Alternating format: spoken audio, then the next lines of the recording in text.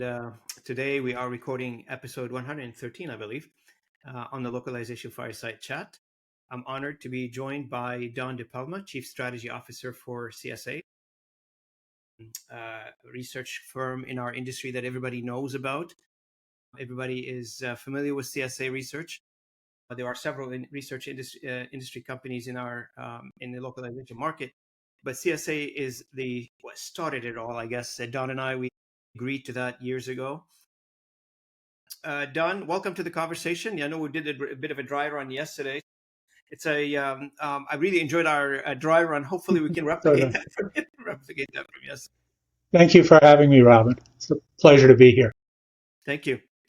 So, Don, how's it going? How's life treating you? Life is pretty good, except for let's say externalities beyond which I have no control. So that's right. We can control what we control, and we worry about what we control, right? No. We could have a long conversation sometime over the externalities. So that's right. That's right. There's many of them.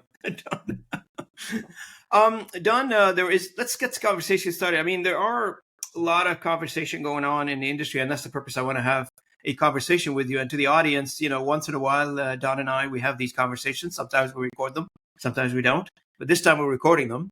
And I'd like to get like a pulse check on where we are right now. I mean, we've done this about a year ago. I think that's sort of like a yearly thing you and I now are doing.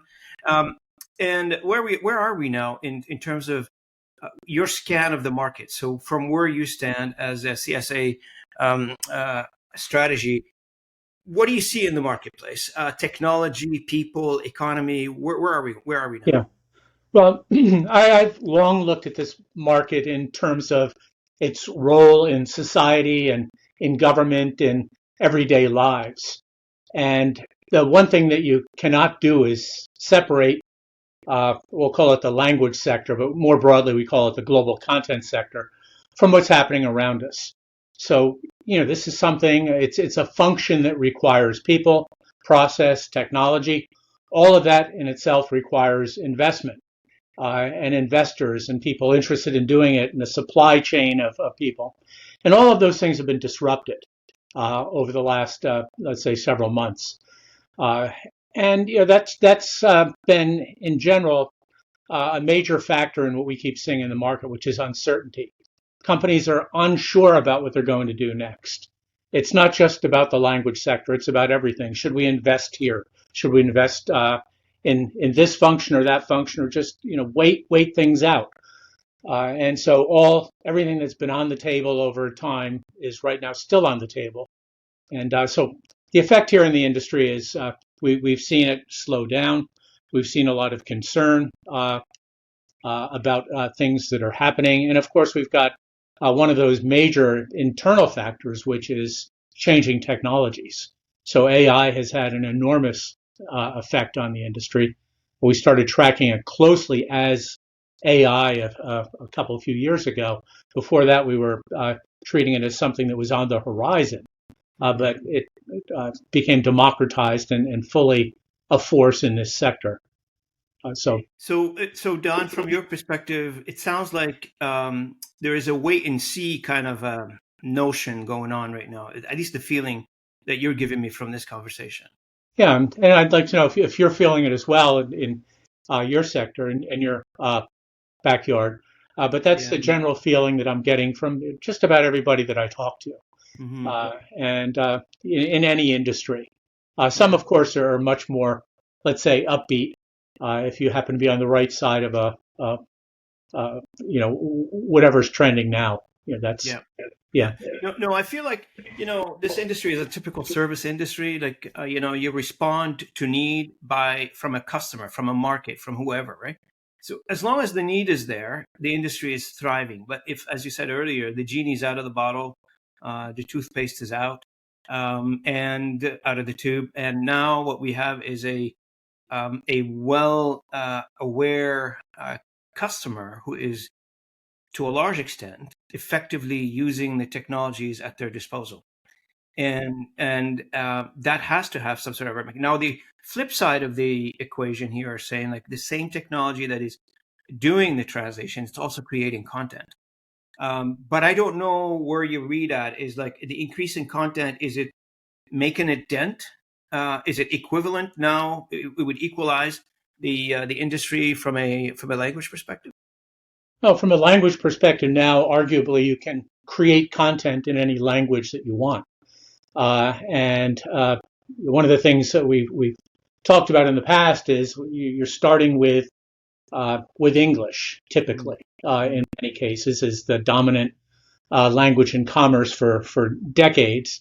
And now we've got Chinese, of course, which is a major force in the market. So let's say you've got those two forces plus the European Union, the country, all of the languages that are spoken there.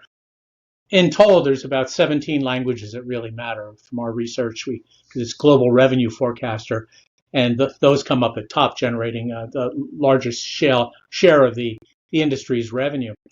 And at the end of the day, what you've got is this reality that with large language models, you can create in many of those languages directly.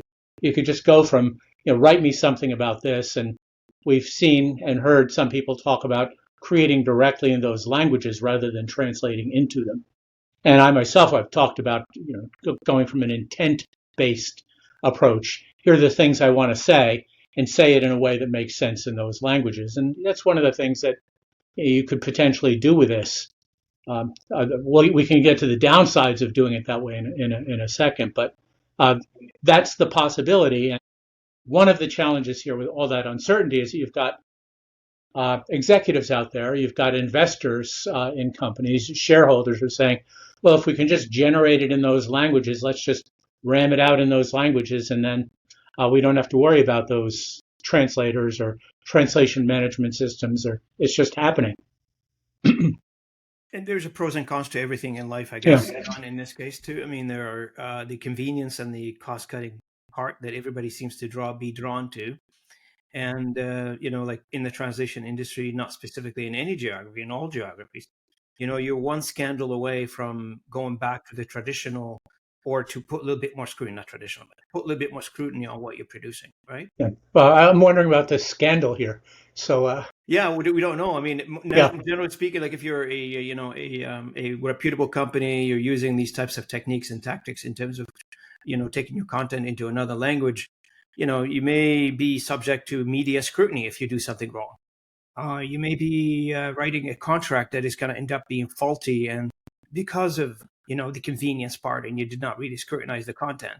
Yeah. If you're a pharmaceutical company, you may doing an advice on a drug that probably going to hurt somebody. It's got some health and safety issues to it. Yeah. No, certainly. And I was just wondering if you had a reference to something that happened in the last 24 hours that I missed in the news. So, okay. I'm actually cleaning out my files, going through paper and scanning stuff that matters. And one of the things I found was a Boston Globe article about Lernout and Houseby. When that financial operation melted down, and the president of the company being led away in shackles in a suburb of Boston by federal agency. So we're not seeing anything like that, but we are seeing something like I just saw something recently about Apple, for want of a comma in the right place, incurred a huge fine in the European Union as a result of that. So there are some massive mistakes that can be made, and massive mistakes in general. It's a function of the scale of what's going on here. So anything that you do right or wrong is you do it in the wrong way. Like in a couple of days actually tomorrow is the anniversary of the CrowdStrike outage, which happened about a year ago, and it was a bad installation procedure. There was something wrong in one line in the installation, and it took down about 8.5 million Windows boxes around the world. And so, things like this, it's not just in the language sector, but the language sector itself is affected by all of these technologies. The same issues, the same errors can really do a number, as you were just saying, on a company's reputation or brand or products. And I'm always amazed. I mean, you've probably seen this, throughout your career. I'm always amazed, like if you take a look, I mean, I always wondered about this. If you take a look at any company, it doesn't matter big or small, and you ask, big actually makes more sense. But if you ask, like, what is the, where does, the localization or translation or language services sit in terms of your spend? And if you were to categorize, or you take all your spend, put them in a spreadsheet and sort them, where does translation sits? And it generally sits toward the bottom. Like, it's the smallest spend in any large organization, but it seems to be like the most targeted because it's not a commodity. Technology has a solution, and it seems to be targeted all the time. Do you feel that? And it's targeted at the highest levels of a company, and for that matter, governmentally as well. Yeah. This year, English became the official language of the United States after a couple Yeah, we heard that. centuries. Yeah. So, So what and happened if you speak another language in the U.S. right now? What happened? I don't know. Maybe we'll have the same results as that train in the Belgian train in the Netherlands, where somebody said "welcome" in the wrong language in French, and the Dutch speaker was very upset, and he won a judgment against the railroad. So, the big problem though is there's in the States, I'll speak solipsistically here, surrounded as I am by many of my fellow Americans. There's 67 million Americans who don't speak English as their first language. And so there's a major requirement, and this has been recognized, throughout, the last. That's a big percentage, Don. That's It's almost 25%. yeah, it's almost what, more than half of Canada. Yeah, Oh no, double, it's more than half Canada. 50% again of Canada. So you look at that and you say, okay, well, these people aren't getting, if you don't translate into their language, they aren't getting able to take advantage of the opportunities in the country. So whenever I get a mailing from my health insurance company, it's in 20 languages, which is great. And I go in and there's interpreters available. Someday that may not be available, that kind of capability. When I'm on the beach in Florida, it's interesting. You'll see big signs about watch out for the tides in English, but not necessarily in Spanish. And you'll see a little, actually, there's at the flip side of that recently, there was a big sign about enjoying the beach in English. The sign about riptides was in Spanish, but you didn't have the riptide sign in English. So maybe that was a subtle message to the English first crowd. Uh, but Absolutely. I don't know, man. You see these things in every country, and every one of them sends a different signal, I guess. yeah. Well, the But you're thing right. is, There's no consistency. yeah. But let's put aside healthcare and things like that for a second. Just the essentials. And you say, okay, I want to go to Walmart uh, and or to the drugstore. If they don't take into account the fact that they have a community of foreign language speakers, they're not going to do business. So fundamentally, language is an issue of commerce, Mm-hmm. not just politics. Mm-hmm. It's an issue of not of diversity, but of commerce. If you want to sell to people who speak a different language, whether they're tourists or residents, you have to speak in that language. When I go up to Quebec, I'm embarrassed. My I'd love to be able to speak in French. I can read the signs well enough, and I know when to slow down, and I know where not to go. I can read the menu, but I can't converse. I'm in a foreign land, and that's uncomfortable for me. I'm accustomed in my languages that I've spoken to be in a place where I can understand. I can't really enjoy the place unless I know that language. And so I've seen the numbers for tourism down in the United States substantially this year as a result. So it's not only the language, but it's an attitude towards national origin. That's right. That's right. It is just that signal that sends, right? The welcoming signals that sends. Similar to any product nowadays, you can arguably say that most of my products or all my products information is English, and if you don't speak English, you can't buy my product. Some people may say that, but what does that do to your product? You're now cornered into a single segment of potentially who could buy that. I mean, that's changed, back from 20, 30 years ago, and that's gone away now. And tourism is one of them too, by the way. Now, question for you. I know we did some prep yesterday, and this is not new to you, but I'd love to hear your take. The audience would love to hear your take on this one.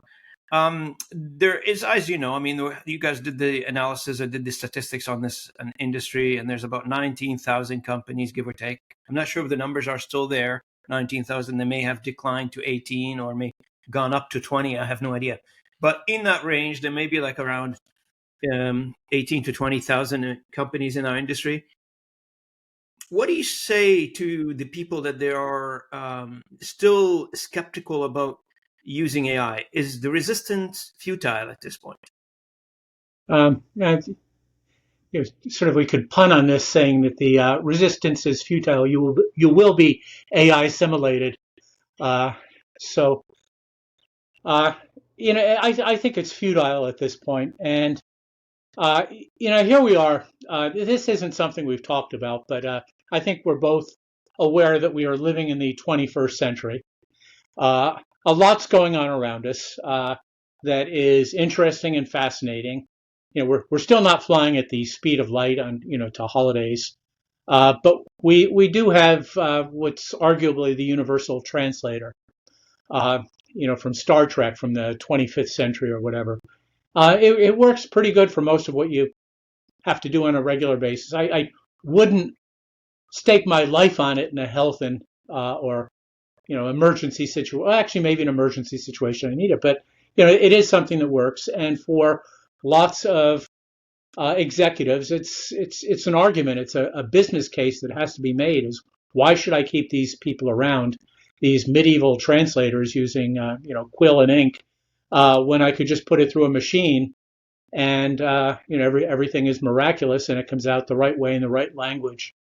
Well, that's an argument which is tough to deal with, and to a large degree, we have to acknowledge that it's a lot easier with machine translation, a lot better than it was 20 years ago, even 10 years ago. So it's improved, and with large language models, it's accessible everywhere, and it's being built into so many products. Apple now has Speak and Say, and in the phones, and so the net of that is that's the argument you have to go against. Why should I invest in this? AI, you can go in and say, well, it doesn't do this right. It's ethically corrupt, or it's biased, or it gives the wrong answer. But in a lot of the cases, it doesn't. So I think what everybody has to do here is, let's get back to this 21st century. You look around and you say, okay, there's lots of technologies, lots of professions that have been affected by automation over time. When was the last time you talked to let's say a travel agent to make your flight arrangements? That's a pretty easy. Yeah, and when was the last time you actually got to talk to your financial advisor directly? You're going through the chatbot all the time on that, or talking to somebody in Lower Slobovia who in a call center. So those things have gone sort of south, so to speak. So I think what everyone in their profession has to do is just step back and say, in this profession, you're a knowledge worker, and the knowledge that is being automated at this point is this ability to take something from this language and put it in this language. And that at this point is not one of those, in this context, and I'm a linguist by training. I've spoken other languages pretty fluently at various times in my life, and I live off of translated literature. I love belletristic stuff, and that's come from other languages. Just so much stuff that I could read in other languages maybe, but I don't have the time. It takes me longer. So that's the background here. The reality is translators, interpreters, they can all benefit from this technology. And the challenge to them is to say, okay, where can I get some advantage out of this? And if you look just over the last 30 years, that's 3 decades, that's a lot of time. In that time, we've gone from where we had language aids, things that, I've got a stack of dictionaries behind me on my grammar wall. And that's that side, one stack, that side. And and for languages that may not even do not exist anymore as well. Some things that I've studied in the past. So you've got those dictionaries. I could just go to the shelf and get the words, and everything was in there, and I'm on my way. You've got the next level, which was okay. That was aided by those things. Now it's assisted. You've got the technology which is on the machine, so it was term bases and translation memory and all of that stuff that would say, okay, I've seen this before. Has anyone else seen it? Boom, I got it, and it's in there. I don't even have to think about it. And we see that in Siri or Alexa or whatever, where it's fleshing out stuff. If you're going to say, I'm going to it might suggest store, given the context of the. So that's happening on an everyday basis. The next level we identified probably already 8 or 9 years ago, which is augmented translation. And what that's about is where the translator is sitting not at some people call it the, let's say, human in the loop. I quickly dismiss that as the human in the loop is at the end of the loop, sweeping up the garbage at the end. You want the human at the core of this thing. This person is expert in what's going on. And the technologies from the translation desktop tools and web-based tools that we've seen over the last 10 years, them all, it's Lilt, SmartLing, Yep. that crowd is, they're putting that human sort of in control, running the operation. So he or she is sitting there saying what goes, what doesn't go, making corrections along the way. The next level, and this is the one we're entering into now with some trepidation, is the automated part of this, where so much of this can be automagically done. It's seen it before. It knows the context. It thinks it knows the context.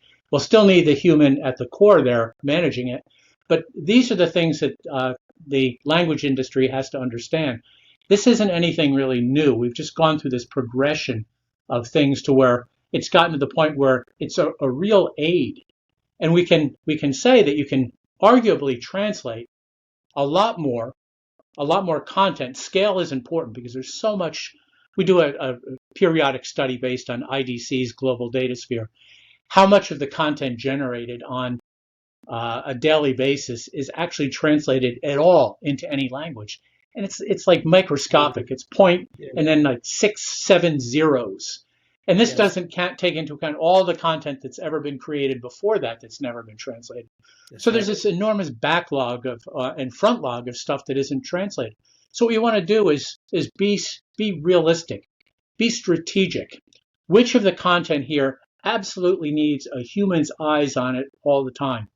Which of the stuff is less critical, less risky, where you can say, okay, I feel pretty comfortable putting the I've got a new scanner for 35 millimeter slides get rid of several thousand of those. And you say, okay, which of this stuff is going to be good enough to translate that user's manual? And I've used Perplexity instead of read the manual, because it goes off and reads the manual for me and comes back and tells me what I need to do. So I'm using this effectively. I'm not even reading the English. I'm reading the summary from a machine. And so it's how can you make yourself better and more effective? Yeah, that's right. And focus on the area where you can have a higher rate of return on. Right. And that's and for the audience, when, Don says, he was a linguist before, he's very humble. And Don he's got a PhD from Brown University in Slavic linguists. Linguistics, and also he's got an MA in Russian language literature from University of Albany. So we're in the presence of greatness here when it comes to linguistic background. Nevertheless, the overall visibility of the industry. So this is a great success story. Some of our translators, they formed a box and they're happy with that, and this is their world. That's what they live in, which is fine. By if this is somebody's happiness, nothing against that. Some people, such as yourself, decided I'm going to use those studies, what I've learned, what I've accumulated from a knowledge perspective, and do a higher impact outside of the day-to-day grind of translating kind of thing. So my day-to-day grind would have been boring.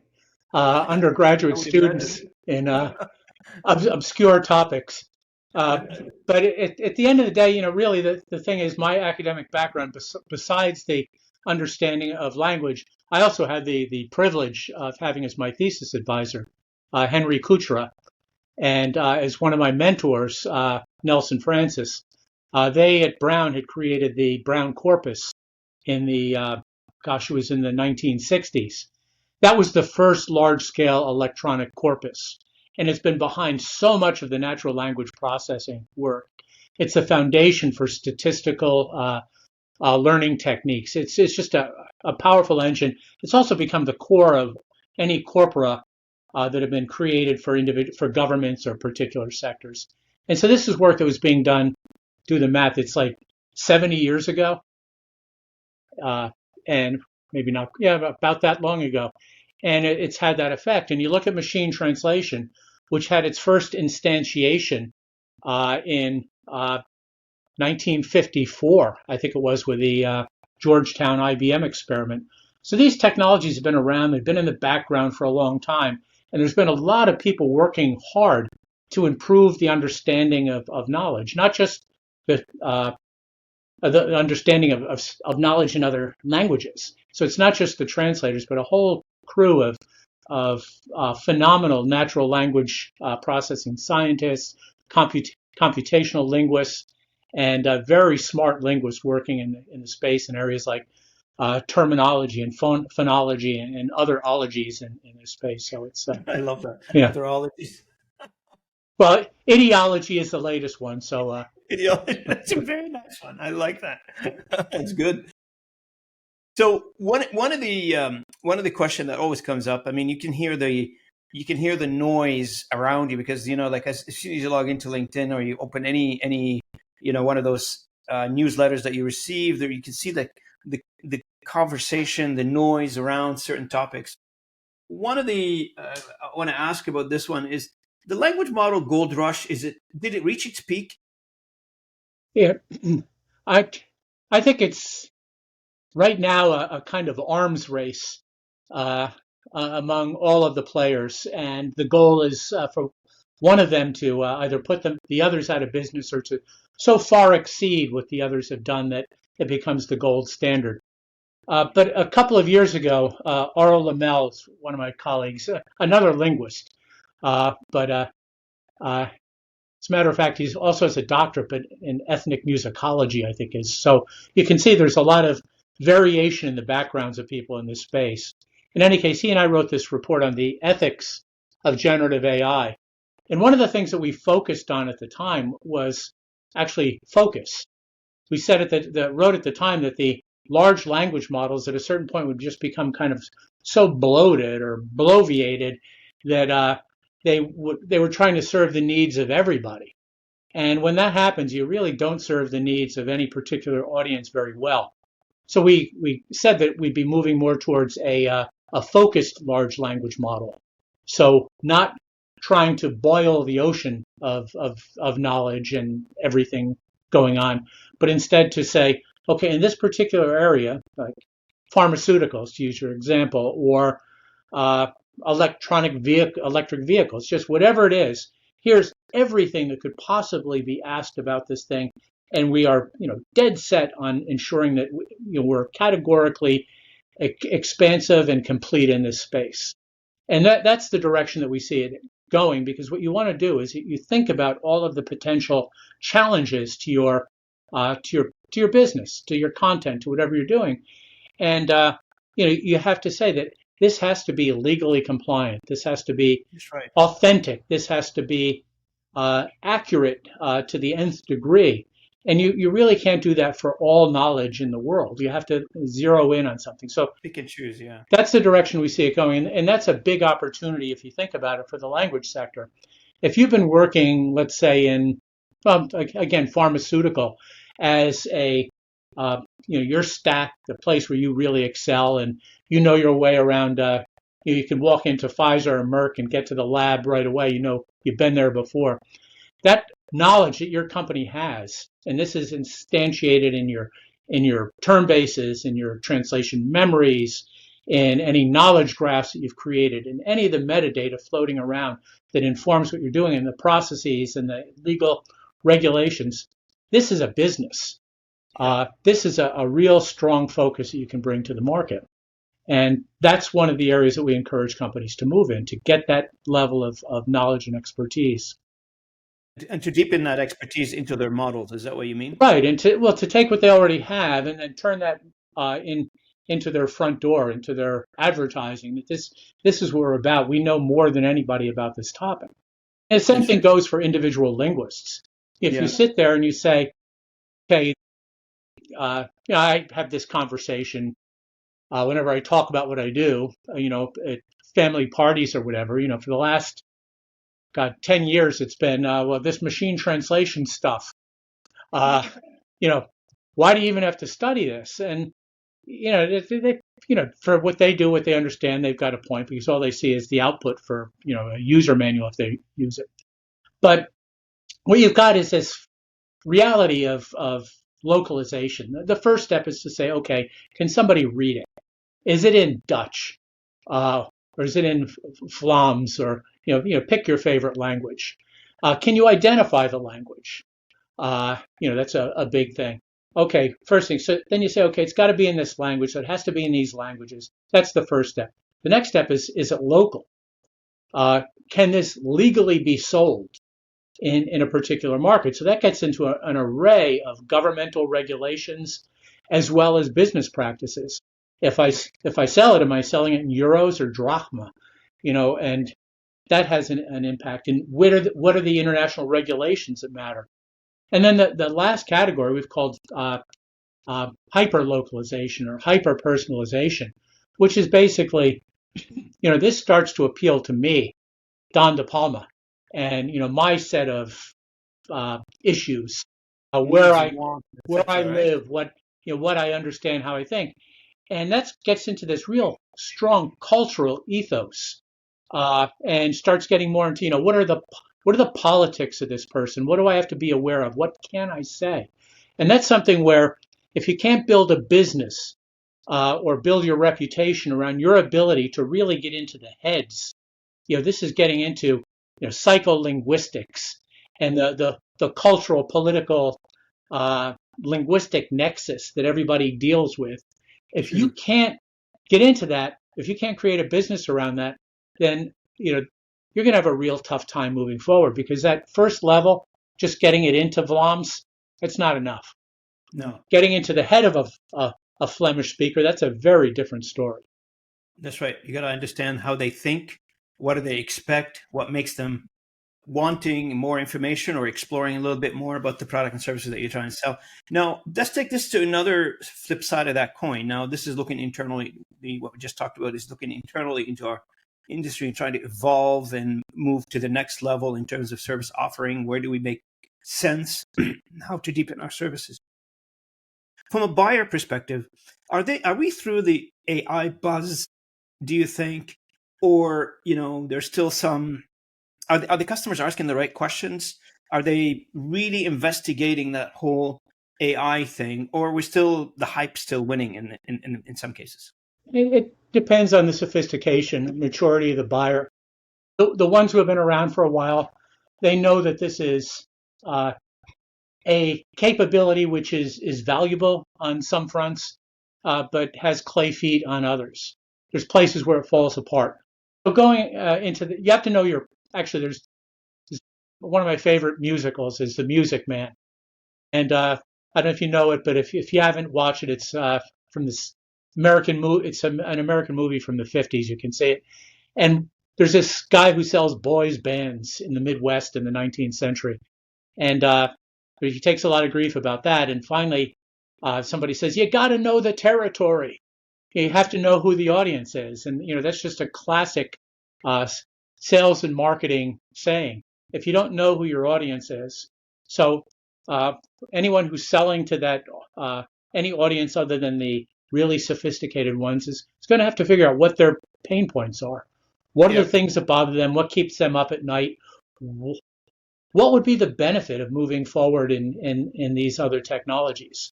And there's a lot of snake oil being sold now. I was at a board meeting recently for Condo, and they came in with this brand new functionality in the property management system they had.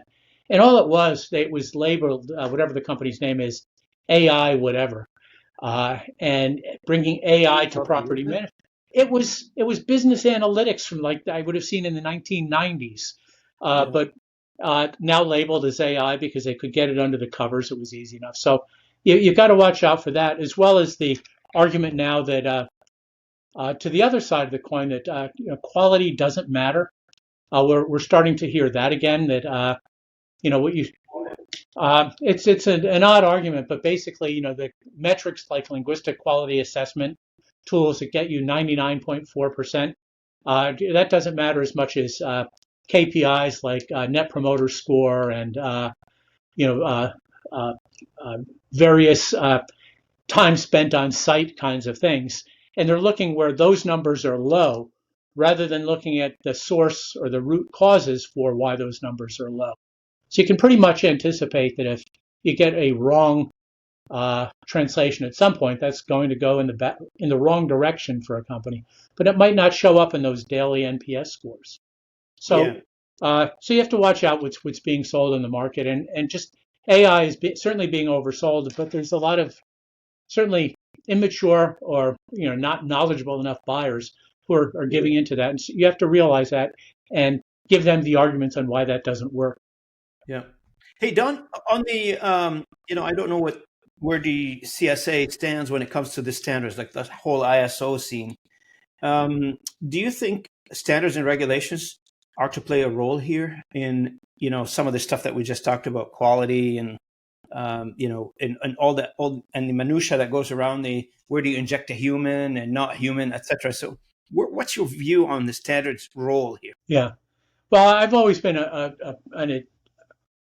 strong advocate of standards coming out of the database and middleware world, where two things can't talk to each other unless they're ANSI or NIST or whatever the standard is compliant. ANSI, I remember those. Yeah, well, you couldn't get something from here to there unless you had the right protocol. You might as well be sending it off by telegraph. So I'll take this as it's an issue of quality really at the end. And I'd say the jury is pretty much still out on standards in this space. There's catch-up happening now. I think new standards are finally being released to take into account the AI factor. So that's an important element. But standards that don't have any teeth, whether they aren't mandated or aren't being followed, or actually worse yet, are outmoded and consequently don't meet the needs of anyone. Those are bad things. So the standards bodies have to accelerate to, let's call it, to AI time, and get these things out more quickly than 3 or 4 years after the AI explosion has happened. Yeah. Now on the standard side, I know like here there's a lot of discussion about standard because a lot of companies, they think if you push standard, that's a validation that you have a great quality because you're pushing standard hard. You're flagging this certification of ISO that you have, or many ISOs that you have on your website, etc. So that would be like your card of proof, if you will, that your quality has been stamped by all these ISO standards out there. I don't know. I mean, these jobs to a large extent are done predominantly by human with some technology assisted tools out there. Do you think this is valid? Do you think and ISO? I personally think like ISO does not guarantee quality at the same time, but I don't know. Like where people like they invest so heavily. I've seen some companies invest so heavily in ISO. You think that life depends on it? I don't know. What do you think? Well, there may be a large invoice or RFP that depends on it. And so indeed their financial life depends on it. And just being able to tick off the box is certainly enough in that respect. What you have to look at is how good are the outcomes with this tool? Whatever we're talking about, it's not just translation, it's anything. If what you get out of it meets the requirements, and those requirements are not just Is it good enough? But is it fast enough? Is it accurate enough? Does it can you meet the particular other compliance requirements for a company? So all of these things come in.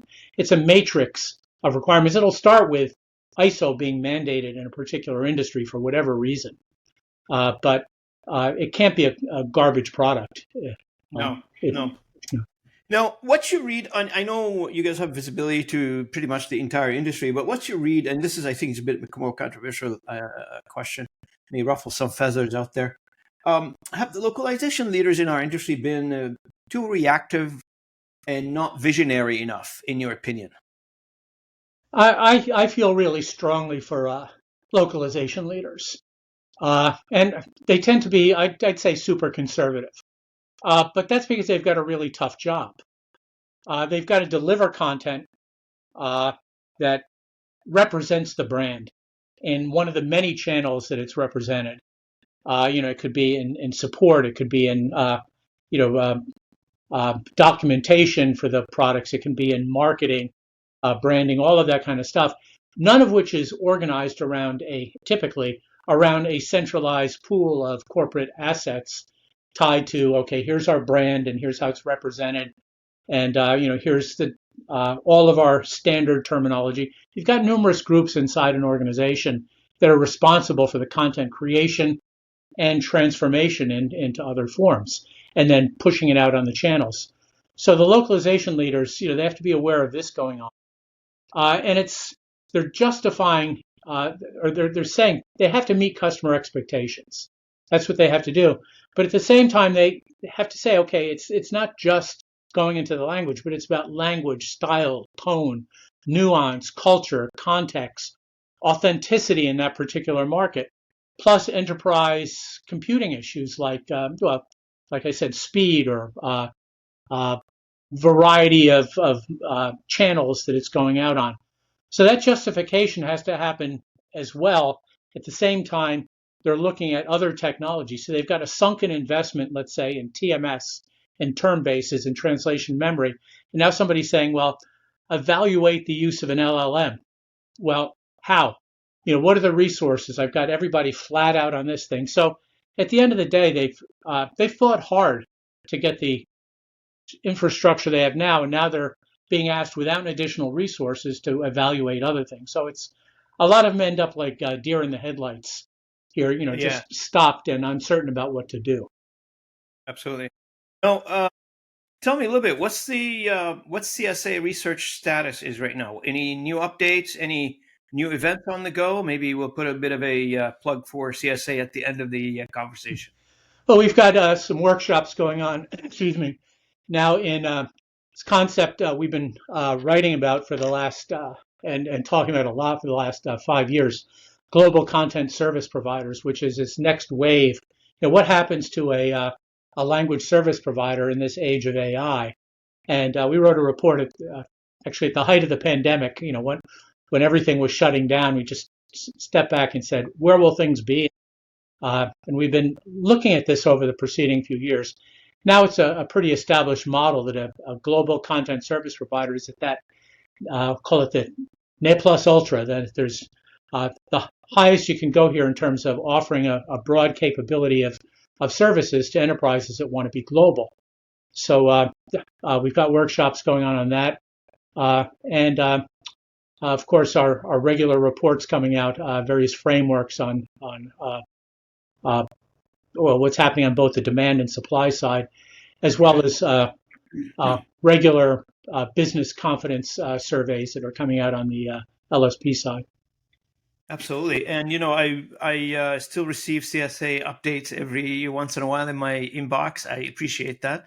Thank you guys for sending them, and the team, etc. So any other things that you think we should cover that we have not covered in the past couple of minutes here? We still have a few minutes to go.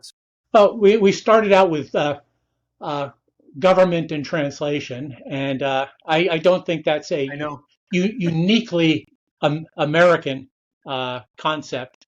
Other countries have this issue. I know we've got the UN in our backyard, and there's the European Union. You guys have in Canada have an in-government institution. So I think this is one of the things that's really, let's say, I don't want to say fascinating. It's going back to the beginning of the conversation, the importance of language here in a society is really critical. I'd hate to see the point where, and I think everyone should start thinking about this, where language matters for them in their particular countries and their societies and their economies. And I think we're all going to have to, anyone who has some interest in this, I think this starts to become more of a communal issue for the sector. Yeah, interesting. And you said something very interesting. We talk about it quite often. Is from the entire global content, previous content, and current content, and future content, the addressable market is a very tiny portion of the entire global content. Like we're not really translating, what is it, 5% of the content globally? I don't know. You got the stats it's on this. It's 0.00000. There you go. So the upside of this, the opportunity, the piece of the pie is pretty large. If you were to address past content and existing, even if you address just existing content now, like don't go back 20 years ago, but just the existing content right now, if you apply the right strategy, I'm assuming the industry has a lot of upside, a lot of positivity going forward. Yeah, if they can get to that level of helping people understand that they have the tools. In this case, I'd mentioned various metadata things. Sure.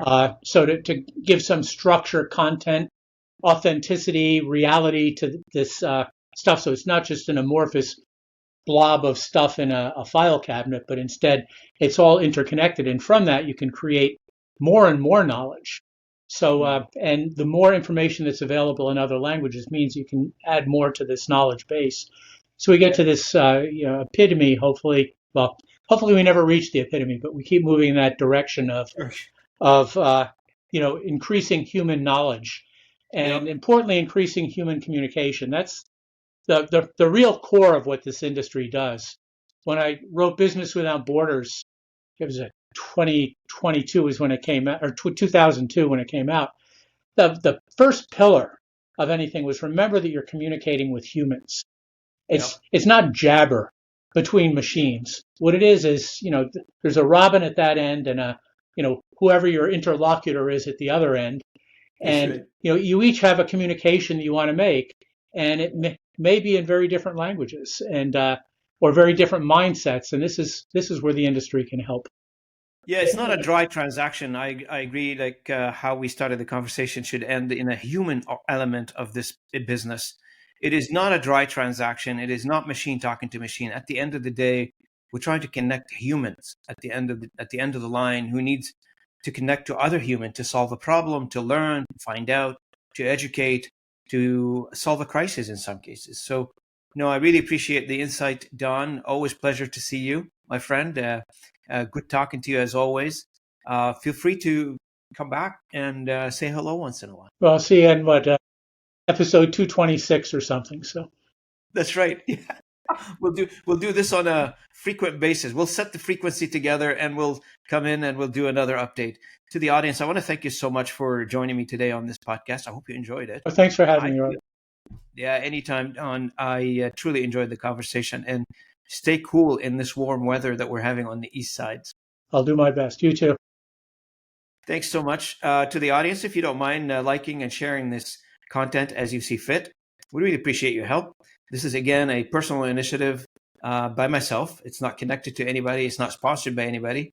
I just enjoyed the conversation with the likes of Don and the rest of the influencers in our industry, the rest of the executives in our industry. So thanks so much, Don, for joining me today. I truly appreciate it. Take care, Robin. Don't leave just hanging there. Stay well.